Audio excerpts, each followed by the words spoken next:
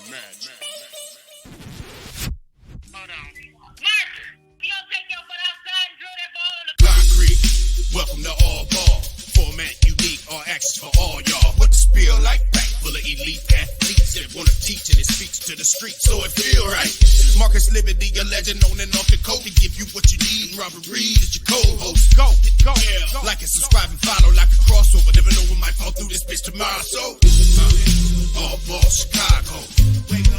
All Ball Chicago. I need All Ball Chicago. Cause all I know is All Ball Chicago. All Ball Chicago. All Ball Chicago. I need All Ball Chicago. Cause all I know is All Ball Chicago.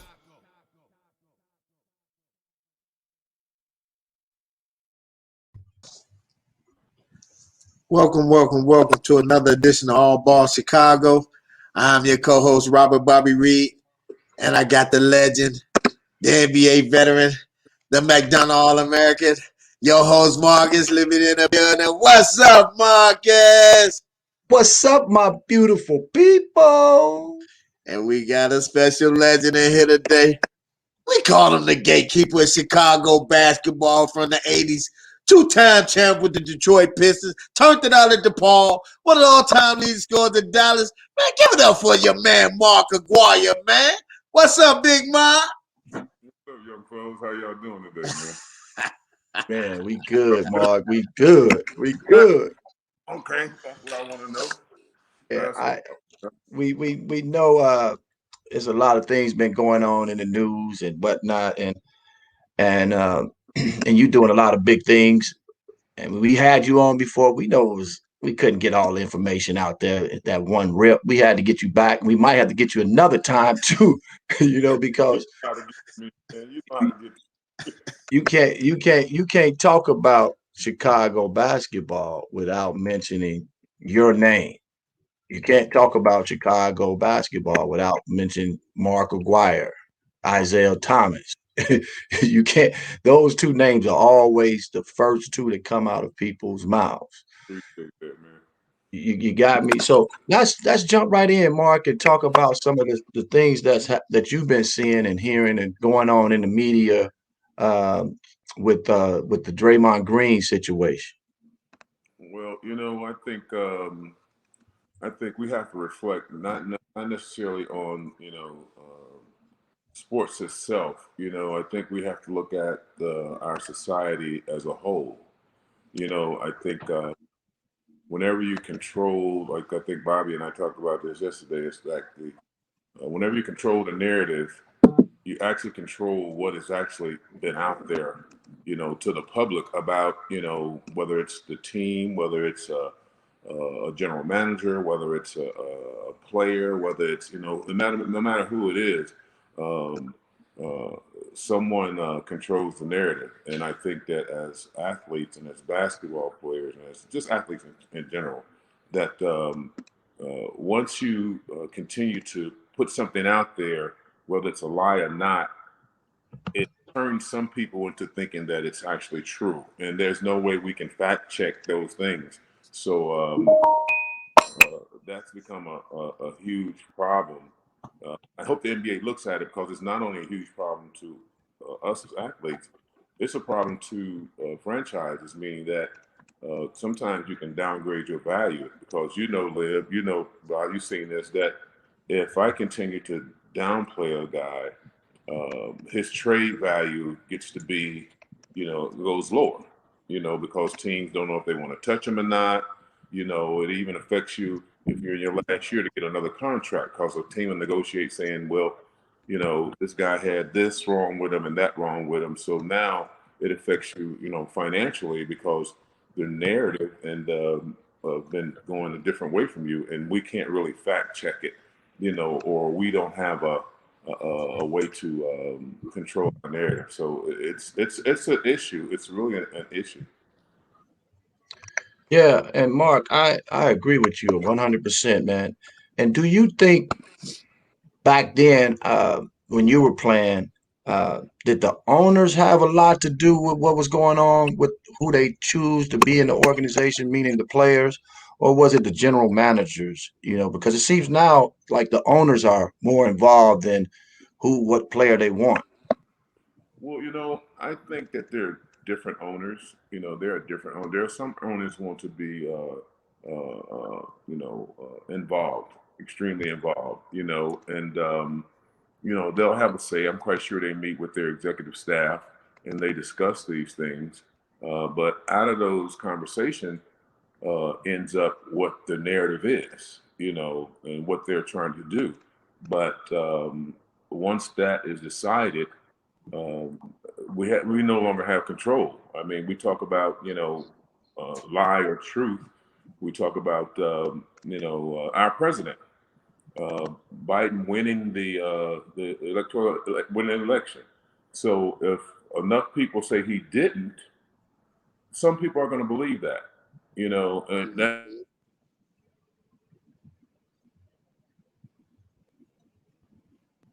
the deal. I lost Liz. I think I lost. Oh, Oh, there you no, you back. You back now.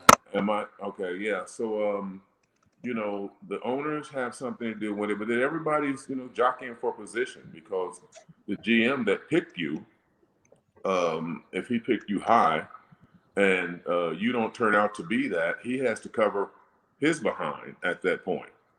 Saying that, well, I need for this guy to succeed, but if you don't, then there's the guy that behind you saying, okay, he made the wrong pick, and I put one of my best friends, Magic Johnson, into the conversation, meaning that he sought LeBron and he took a hit for him not, finishing that deal off. But we have no idea what was behind the reins. Some people can throw bombs in your plan in order to position themselves to be in a better place. So it's all about the transparency, in the action. And right now, there's no transparency, and as players, we don't have the ability to even get into the conversation about the narrative or what it will be. We can't even get in the conversation. So there has to be a point where we got to be able to ask both. And I think, like I expressed yesterday to Bob, Adam Silver has done a beautiful job. And for the value of both, I think that this has to hit the table at the Players Association along with the NBA, so there can be some cover for both. Because I mean, players can actually screw a franchise up too. Just like it can go both ways. So I'm just my humble opinion. I think that there has to be a way where we can actually come to some type of agreement where the narrative doesn't hurt either Right. one player or the franchise. Right. Yeah, because I was watching and listening to what happened with Draymond, not Draymond, Drummond. He was ready to get in the layup line, and then all of a sudden, someone pulls him to the side and says, "You need to go change. You're not playing tonight because we're trying to trade you." That's an embarrassment, to your family, actually to the organization for doing it that way. If they know they were trying to trade him, don't you think they could have went about it a totally different way? Well, you're absolutely right, Marcus. And I go back to when I was on the block and I was getting ready to get traded. And here's a scenario of the narrative is that I was in the layup line doing layups, and the exact same thing happened to me. But the narrative came out, or somebody threw it out, that Mark faked an injury. And I had no way to protect myself. Now, what do I look at like at that point? It was actually put out. You can go look at your history books. It was said publicly that the reason I was taken out that Mark faked an injury, and I know you guys have too much respect for the game.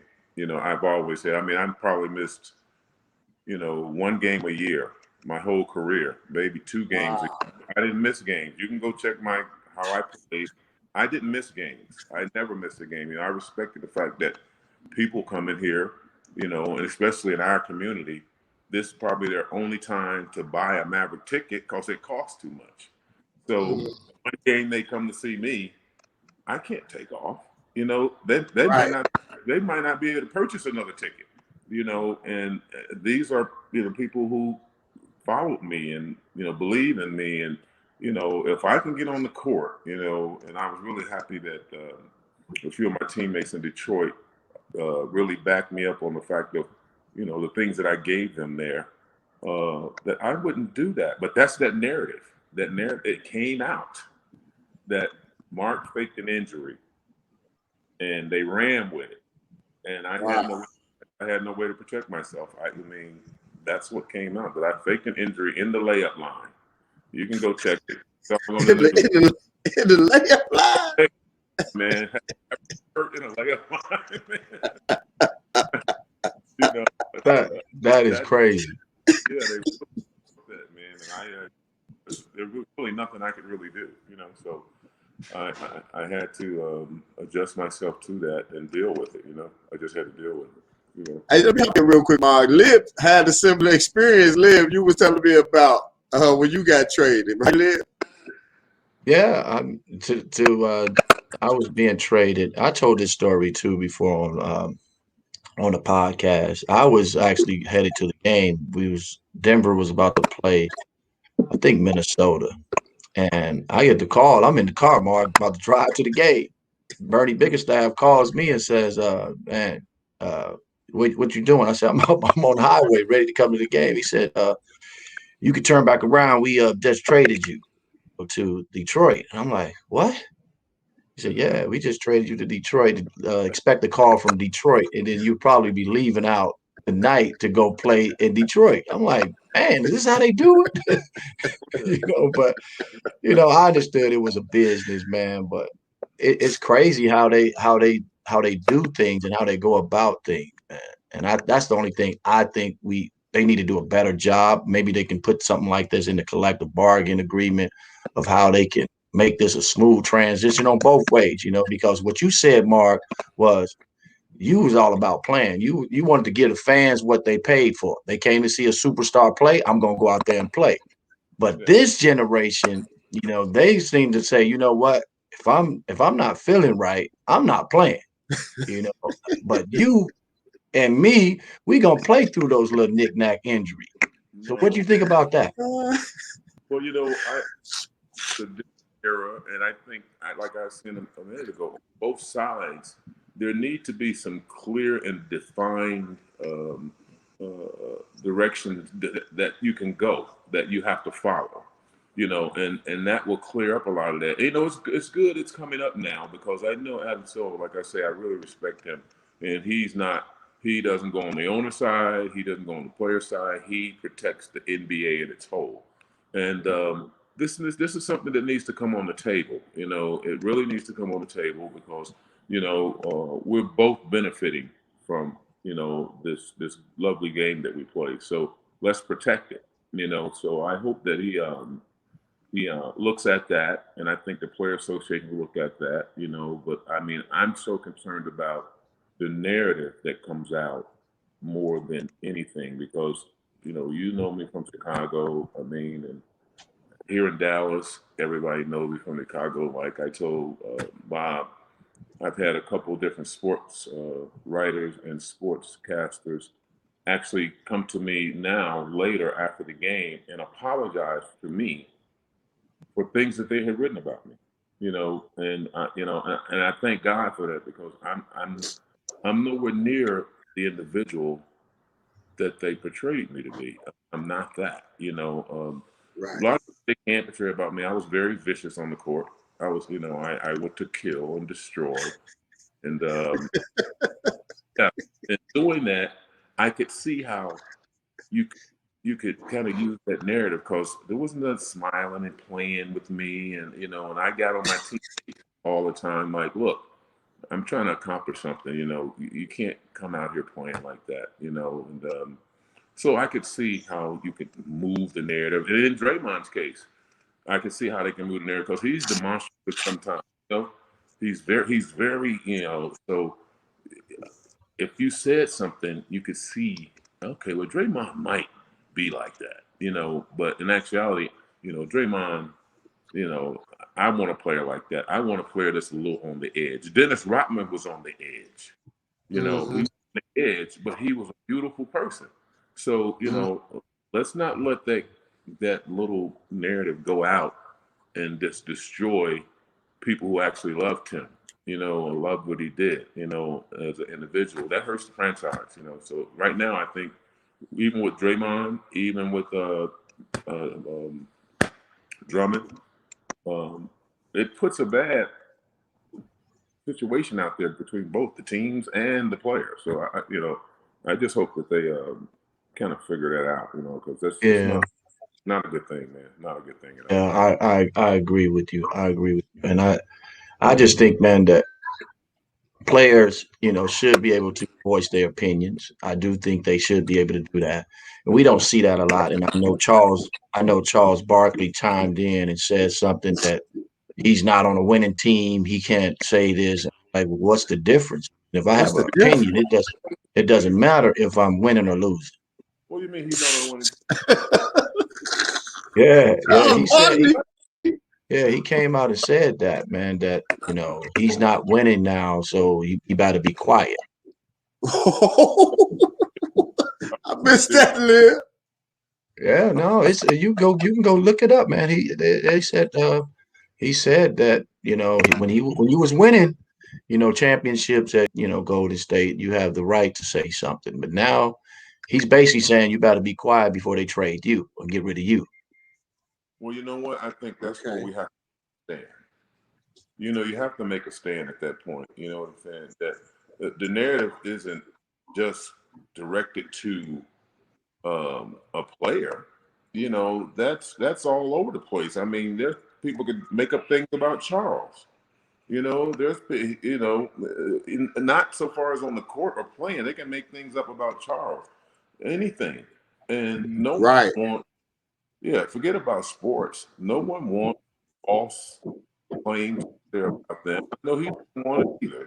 So it's not about me being in the NBA and me playing for it. It's about you actually being able to control the narrative of something about me, whether it's sports, whether it's about, you know, anything. You know, he got to back up off that. You know, I mean, I love Charles, but you know, our country right now is built on, you know, false claims. You know, everything comes out as false claims. They Yeah. talk about our governor who said he was going to Cancun to take his children to Cancun while we're in this crazy thing down here. People are dying, you know, and you come out with this false claim. No, it's not false claim. You were going to Mexico with your kids to have fun in the sun while people are in Texas dying, you know, freezing, have their kids out in cars and things like that. You know what I'm saying?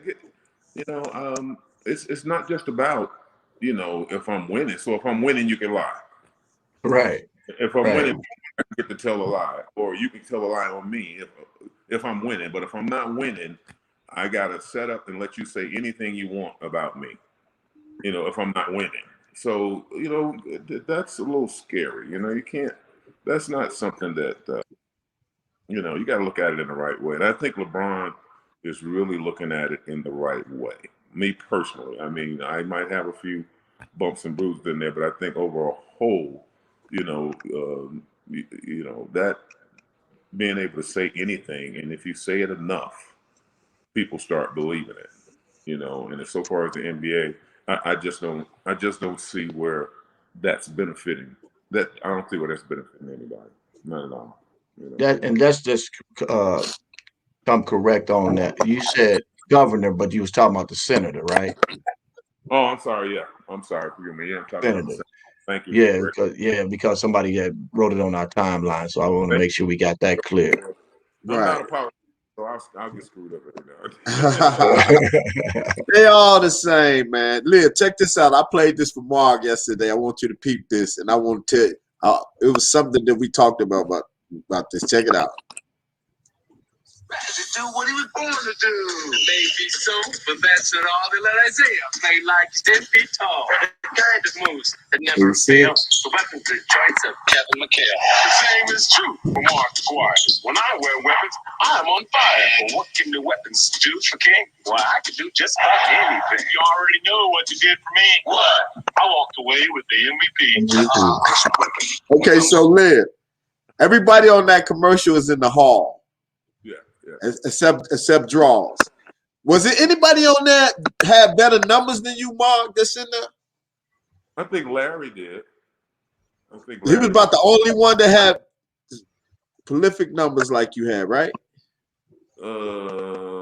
Probably. I have to check it. I'm not going to check it. Yeah.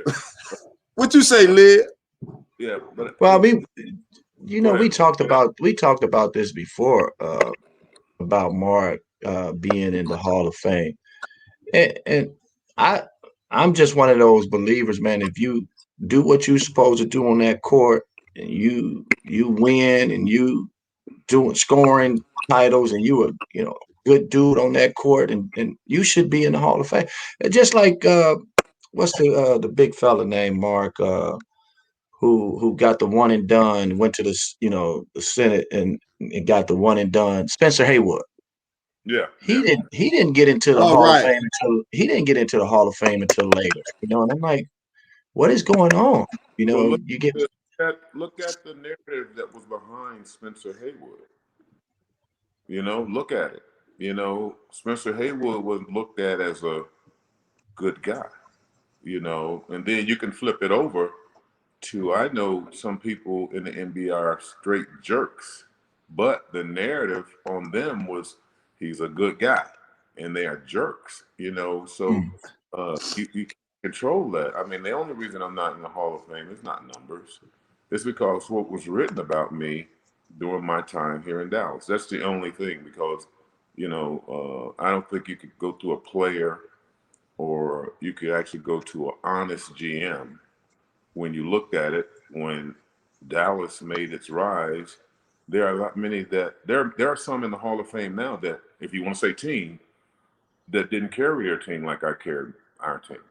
Our team became a force in the NBA. There are Hall of Famers, if you want to go that route, that team never got out the basement.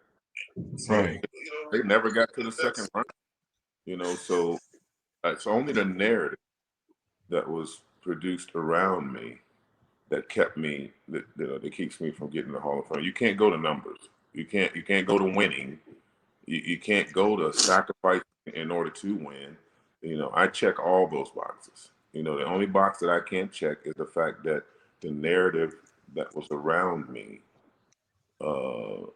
was spread all through the NBA as me being a bad guy. And in my whole career, that's the only thing that that disturbs me. Not the fact that I'm not in the Hall, the fact that they put out, and a lot of people watch me back then, when they hear those things constantly, and I don't have any platform to protect myself, and I am not the individual that they portrayed to be. I'm not that. Then they went on to, poison teammates. But now that they're older, there have been videos come out, to kind of say that I wasn't like that. But I'm not on that platform anymore, so it's not going out, like that. I mean, Right. The team actually, I think, gave them a script. Oh, damn. The team went in and put them all in a room and said, Mark has been traded. And what we're saying, this is what we're going to say, and this is what we're not going to say. So they were controlling the narrative that way by telling my teammates what they have to say. And they'll all tell you, yeah, that happened. That's probably the only reason I'm not in the Hall of Fame. I can't say on the court numbers, you ain't got to get double teamed. Because Mark, I want to say, I know this probably facts. Chicago Public School, Illinois Hall of Fame as a high school. You are in college, I'm assuming, Hall of Fame Oh player. yeah. Now, nothing was said negative about you being a a-hole or whatever it was. High school, you had teammates that loved playing with you. College, you took a DePaul team and put them on the map and did a lot of great things and got them to the Final Four. Nothing was being said about you, being a bad person. So Right. why all of a sudden you get to the NBA and now you are a bad person? Well, I have to bag up lip, and I think I told yeah, today is that coming out of college is a big thing. Because NBA teams are going to invest a lot in you, and I found out that I don't want to hurt anyone or put anyone in a bad position, but I know it to be true. I found out that one of my coaches, my assistant coaches on the DePaul team, had said some things about me in college that I was hard to deal with, and those things started to stick. Wow. Yeah, saying that I was, what did they say? I don't know. It was something. I mean, it's so far along. It's something, but basically, it was a negative about me as being a player. It was about, you couldn't figure me out or some kind of, Right. and it was hard to coach. And I tell you, what I really think happened is that, I'm a young kid, but I'm a student of the game. And Ray Meyer loved to teach, and he knew I wanted all the information I could get about the game. Mhm. My at DePaul, after my last class, one of my requirements by Coach Ryer is that I come spend an hour with him, and we would watch from Bill Russell to Oscar Robinson to Bill Bradley to we would watch all these guys play, and he would teach me every day about what they're doing, what they're looking at, what makes them run, and it had got to a point where I knew his offense so well, and I knew what he wanted. And you probably could see it on the film somewhere. But before I went out, he told me, I want to talk to you every time before you go out on the floor. And his idea was, I didn't know what I was doing. He was like, what do you see? Right. The offense ran through me, and I knew it so well. I didn't know what he wanted, but I knew it so well. He said, okay, so the guy's coming from that way to double team, and they set up like that. Okay, so if that's double team, the guy in the far corner is your object, And I think one of the coaches really, they weren't happy at the fact that I could say, Coach, that guy's not open. You're telling us to do this. I'm just following his rules. You're telling this guy to do this, and one of the coaches might have said, well, let's get the ball in the corner. And I was like, when we come out there, I say, Coach, that guy's not open because I see this guy rotating down there. And then he say, okay, I got it. And then he would change the play. So if he did that so many times, I could see how it would affect one of our assistant coaches, like saying, well, geez, he's asking Mark, about that. But I was a kid. I'm just doing what my coach said, before you go Right. out. Because the ball's in my hand, So if the ball's in my hand, I have to be on the same spot. Just like the point guard. Coach always told the point guard, look, this is what he did with me. But that came out of our coaches that, yeah. So now there's another scenario where you're saying that I have no control over that. When we were in practice, Coach Meyer used to he had conversations with me about what's going on, but I did my work. I sat with him every day. I knew his offense like, I can't say like he knew it, but I knew it like the back of your hand, huh? Yeah, Right. I could say, what they're going to do. They're going to double here, double here. So, Coach, if you dive that guy right there, that other guy in the corner is going to be open because he has to pick him up. Okay, Mark, I like that. So, he just wanted to. I was a I was just a man in the middle. I just thought I was doing what I was supposed to do in order to help the team, but there was a little jealousy back there because Coach Meyer believed in what he was teaching, and he knew I would follow it to the letter. So it's that's a narrative thing too. So he put that out, and now I go into the bad guy. Oh, I had my flair. I had a lot of where I would Right.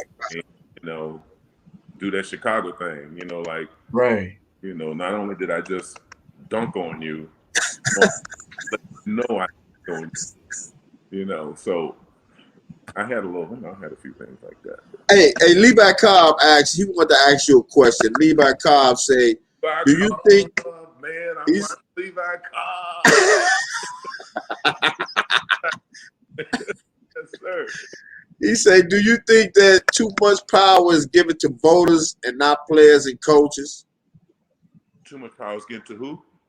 Power given to As, voters, as, is that as far as getting into the Hall of Fame? right? I don't really know much about that, and I think that what I do think is that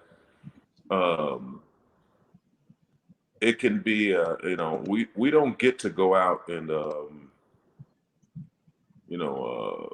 like a presidential race and go out and have rallies and make ourselves look. So if a guy is voting and he can vote and all these guys are kind of on the same team and the narrative coming out of the franchise is negative and all these guys are being paid they have to keep the franchises happy.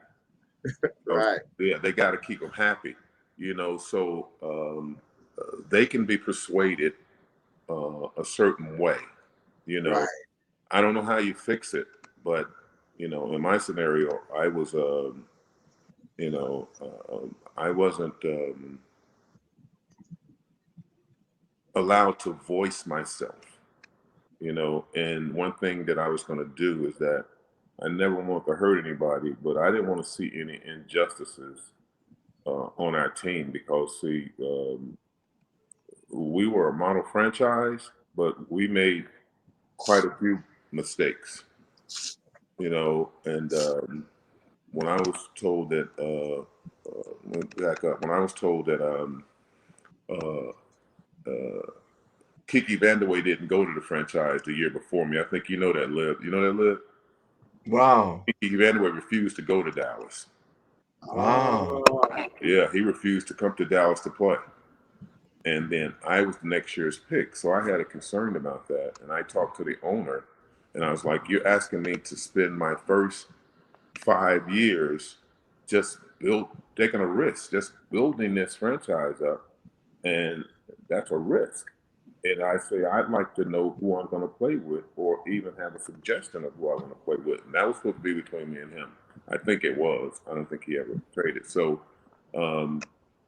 we had an opportunity to draft Joe Dumars, Karl Malone, and somebody else in the same draft. Wow. Yeah, Ooh.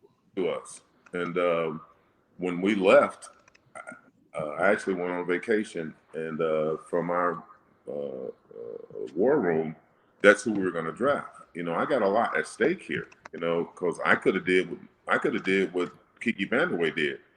Hey, no, I'm not coming to Dallas. But I liked Dallas. I like Dallas. I like our owner, Donald Carter.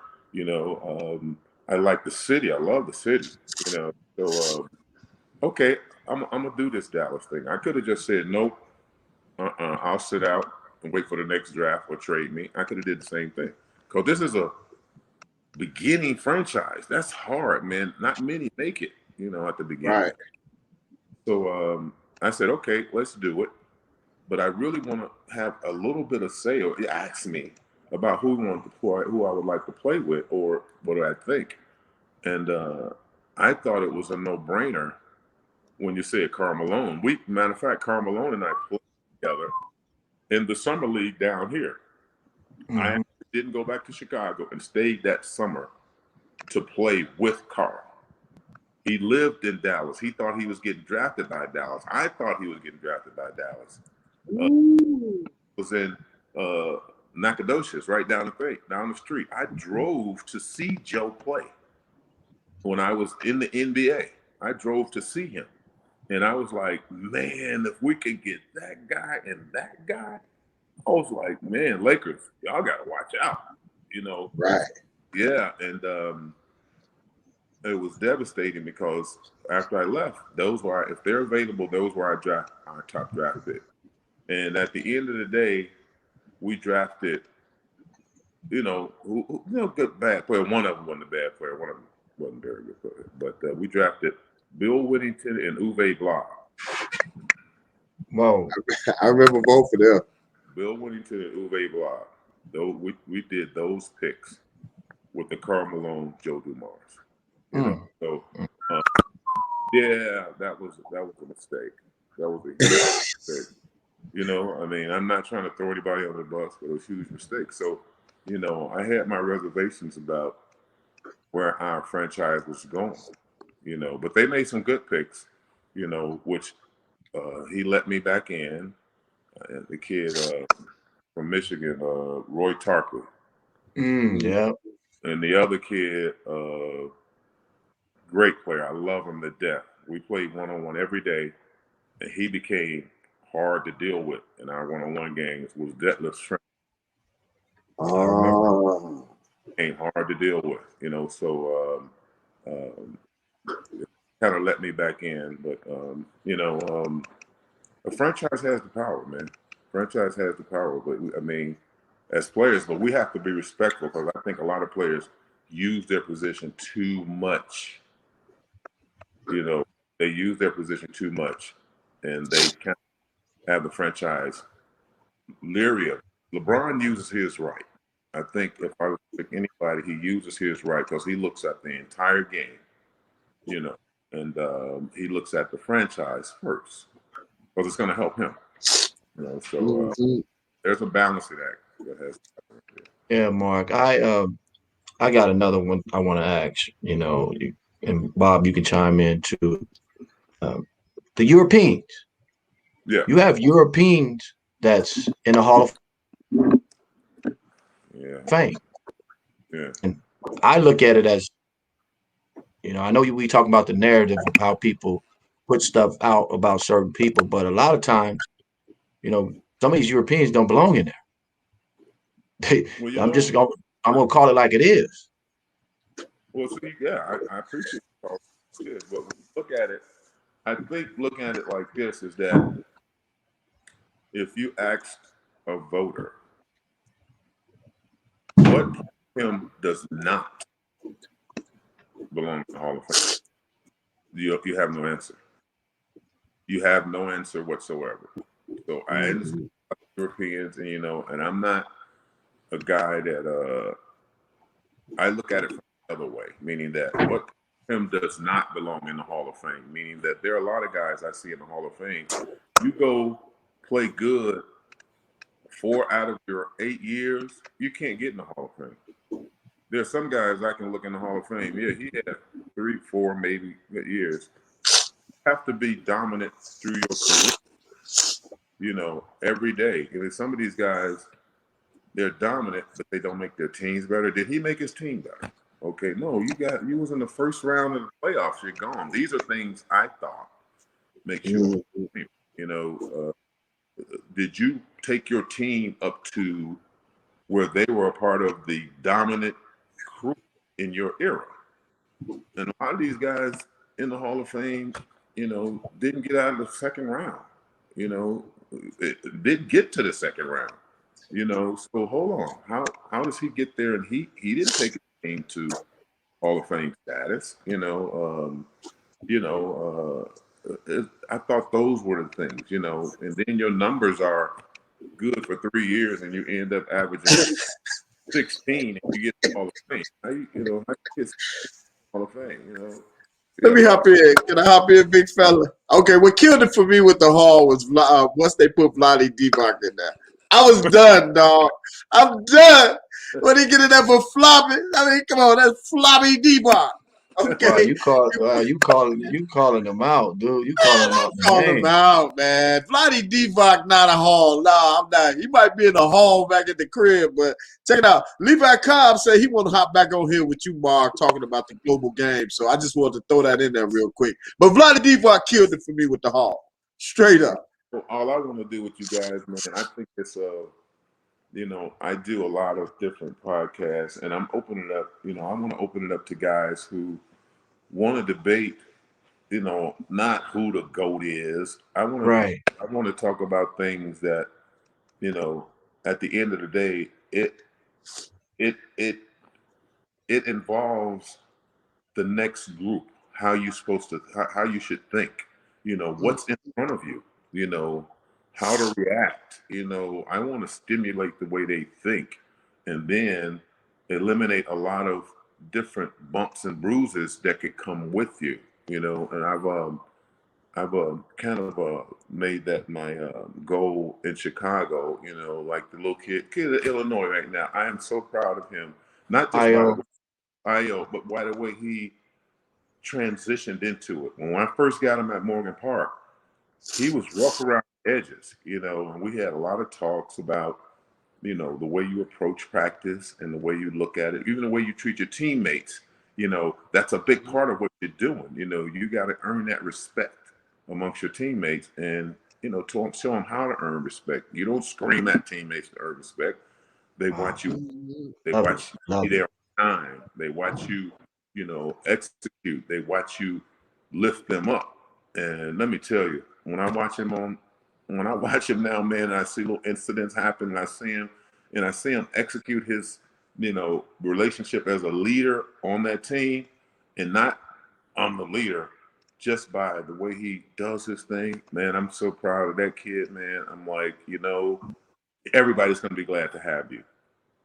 So that's my goal as it exists right now. And our young kids, man, they're being fed stuff, and they are the golden child. And this, yeah, you can be the golden child, but let's talk about the responsibility that come with being the golden child. And that means, all the stupid stuff you're doing, Man, Mark. Hey, before, Mark, I think what you just said, brother, we need to make it happen. With all the Well, knowledge that we have been coming on All Ball Chicago. Levi dropped some knowledge just the well, other day, and now you just said what you said. Man, I think we need to get the shorty on, man. We need to get Zeke on, man. Like with we you will three live. talking about basketball, giving it back. Live. What I really want to do with you guys is that, is that we all talk about the knowledge. We all talk about things that we should do for our young people and all of that. Is that, um, you know, I want to be with you, and I want to challenge them, and like on a platform like yours. It doesn't matter what platform. And if you guys could do it, we can send out invites.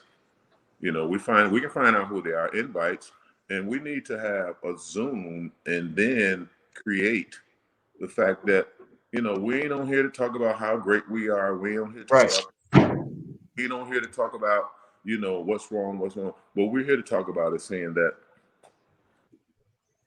we need to create where we can touch our kids and have a platform, meaning that what I really like to do, and I'm talking to Isaiah about it, and we're trying to have our champagne bring in other sponsors, is that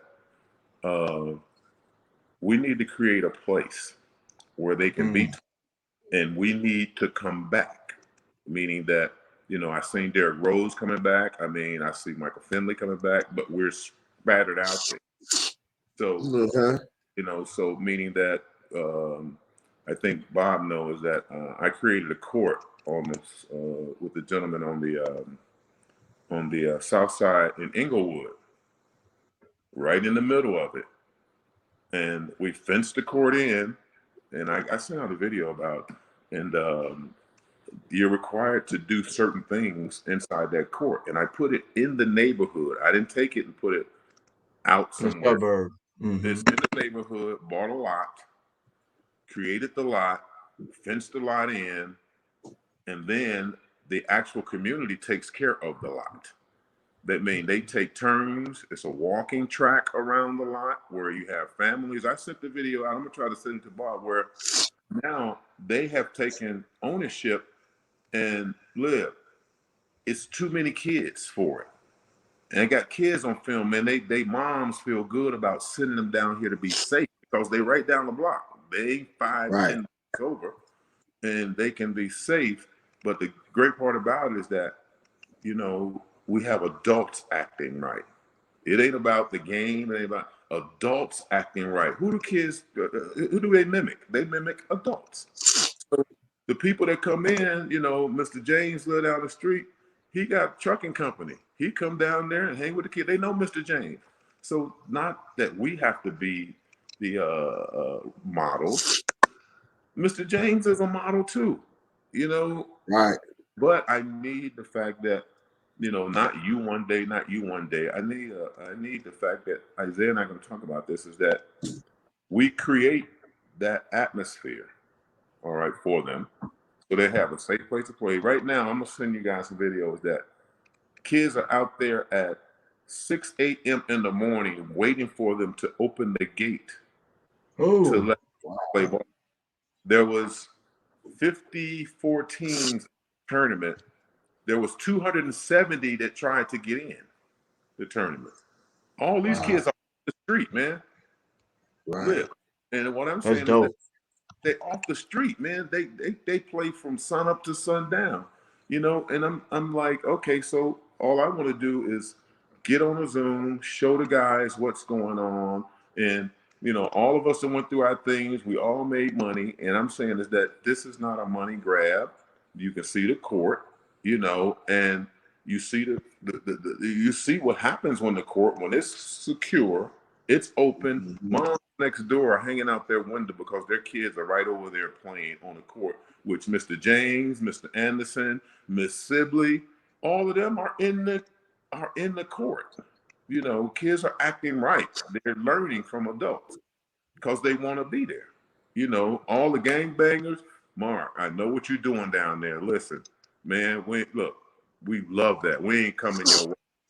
You know, what I'm saying is, I'm talking to the gangbangers. I'm talking to all the boys that supposedly doing wrong things. They talk to me. They say, Mark, we ain't gonna mess with that, man. We want our kids coming there. So, you know, it ain't the perfect way, but I have proof and evidence of It works. deny that. Kids coming in every day, respectfully playing basketball and getting off the street to come down there and play basketball every day, the whole entire summer. So, but the key is that I put it next to a home, and all homes are on the block, and these two lots right here just have a court on it where the surrounding kids, they come over there every day and play ball. You know, so I would love to get to a point where I'll send you the thing and we'll find guys and I'll invite them to Zoom and you'll invite them. This is where we came up, Liv. This is where we grew up. I don't know if it's going to work. This one's working. You know, Right. I bought 2 more lots. You know, we're going to do those. So it works. You know, it absolutely works. And all I'm trying to do is you know, give a safe place for kids to play. You know, that's all I'm trying to do. Let's You know, do so it, man. Hey, I'm in. Let's do it. well, we got enough emails to say, guys, do it. And ain't nobody trying to take no money out of your pocket. This takes, it'll probably take, how many players you got? $500 a player. You know what I'm saying? It might take that, you know, to do, you know, 20 courts. I'm working with the local aldermen to Mhm. make sure that we do it right. And I got them on video. They love it, man. But I'm gonna send that to you. And Okay. I just want guys to say, look, you know, this is not a pie in the sky. Kids are out there playing every day, and I'm gonna stay on it until I don't care. I'm gonna just stay on it because I know right now what we've done with the last 2 years, 3 years, the kids' lives been changed because they can go down the street and play ball. Yeah. So What's up? I didn't mean to be long, man, but No, man, shoot. It's perfect, Mark.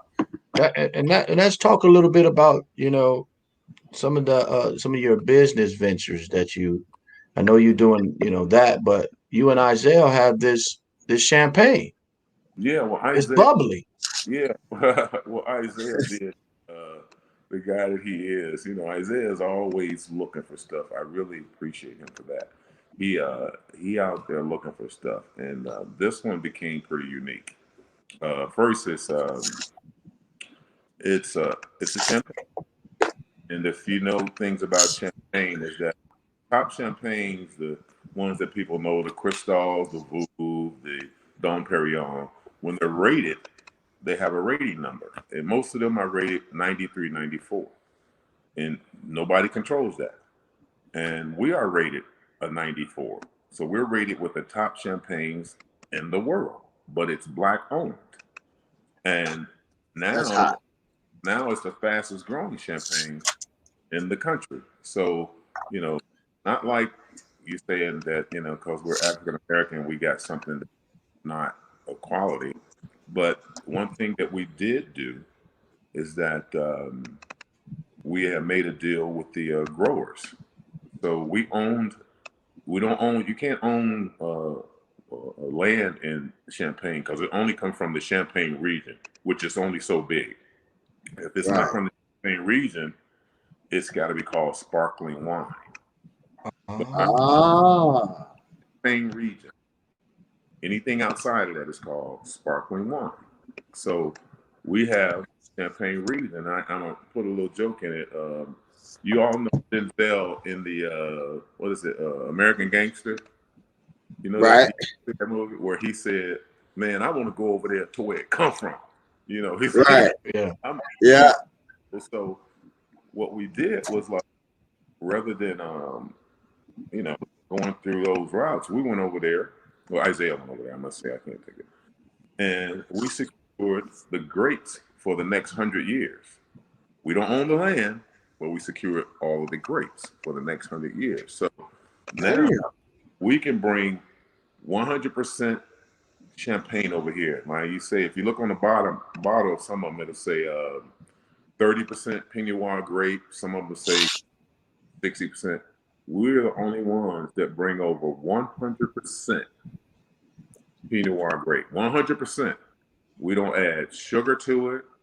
We don't add sulfate to it. So the taste is magnificent. It's a magnificent taste. And no, I haven't had anybody that didn't like it.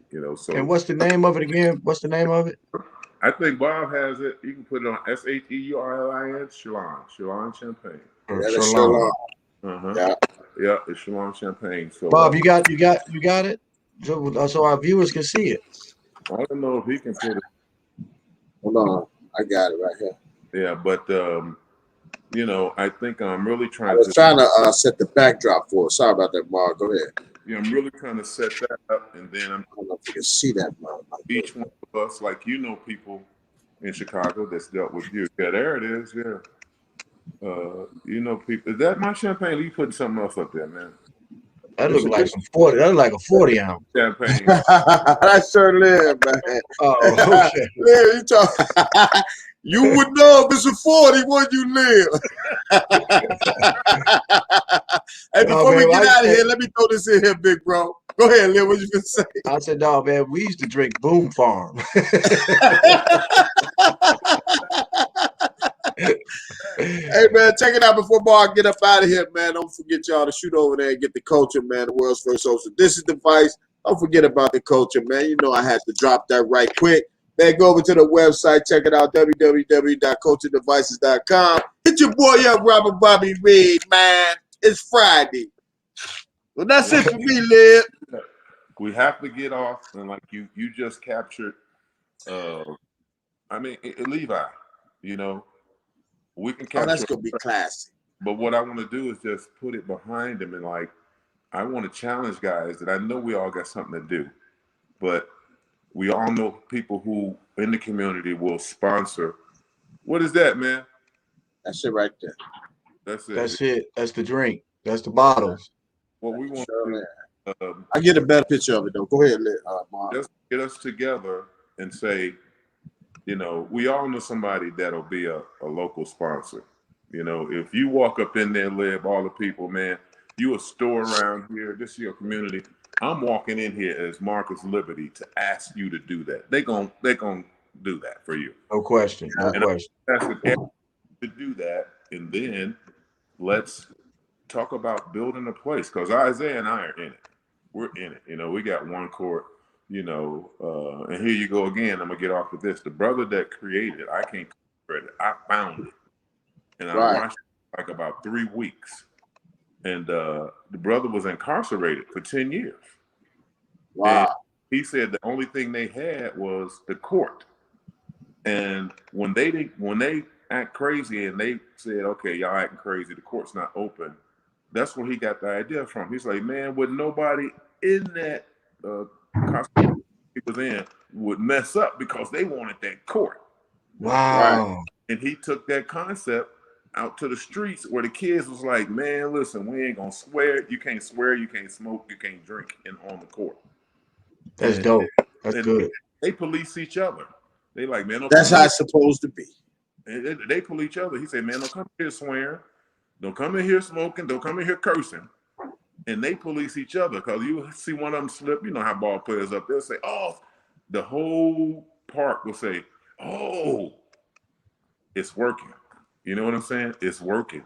They don't come in there swearing. They don't come in there drinking. And that's when I jumped on like that. It works. So all I got to do is start introducing guys and set a date where we could all, just a date. I know a lot of guys busy, or it's every Tuesday or every other Tuesday where if you in town, I need you to come by the park. Everybody's there, the aldermen, all the guys. We got 50,000 police officers always there. So, this is a way of getting kids off the street. This is unquestionably a way to get kids off the street, especially young kids, So I just need to get with you guys. Let's share some emails and send this video and invite guys to do this. All my DePaul guys, all your guys from Illinois. You got them in Chicago. Yeah. And show them we're building courts. Use what you got. Get some people. I'm with it. And sponsor. And I'm dope with that, man. It works. Absolutely works. Yeah, man. But before we let you go, Mark, we got to talk about your Blue Demons, man. Wow. What do you think? And you can be honest with us and your honest opinion, because I was like that with Illinois when Illinois wasn't playing good. I was pissed. I voiced my opinion. Like, man, we need to get somebody in here that's going. You got 1 minute. This ain't gonna make IG playing and doing it.